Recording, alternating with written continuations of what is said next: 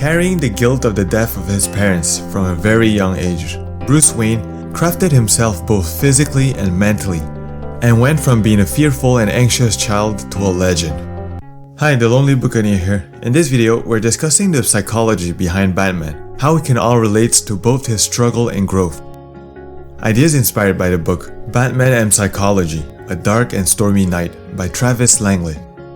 As said in the beginning, at a very young age, Bruce lost his parents and felt responsible for the tragedy. He could have lived with the guilt, the paralyzing fear of Bat, or could have searched for retribution. But instead, he chose to switch out from this pity and victim mentality and never look back.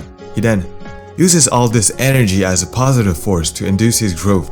He became untiring, equipped with determination and grit, and emerged as a man who has purposefully planned and conquered his own fear to become Batman.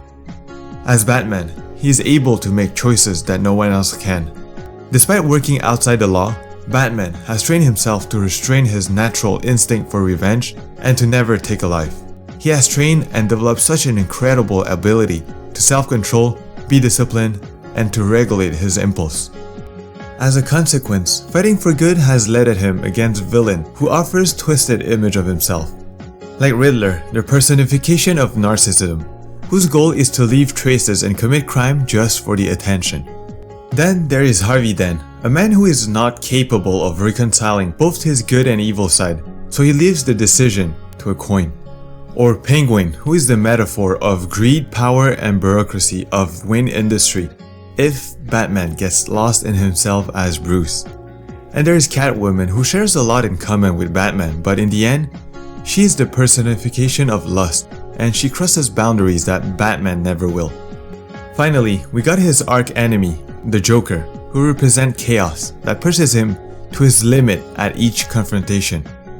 And even after all that, Batman is a human that if self-regulation was a muscle, he is a man that might have superpower. Because he lives by his own principle and refuses to break under any circumstances. He has become a person who uses everything he learns to do good, to make sure that whatever happens to him will not happen to anybody else. He has built himself on an ideal and improved each day towards it. For that, Bruce has risen from a fearful child to become the symbol of justice. As Bruce, we all got our part of stressful experience in life, and we don't all start with the same opportunities. But we have to realize that most our constraints are internal. We're being played by our own brain that only wants to keep us alive. So we trick ourselves to stay in our comfort zone and restrain ourselves from taking action. Personally, I don't want to realize at the end of my life that I was cheating myself into living an average life, trying to blend in with everybody else by suppressing my creativity and passion just to feel accepted. It's true that we're constantly faced with narcissism, greed, lust, and the thirst for power or the fear of uncertainties.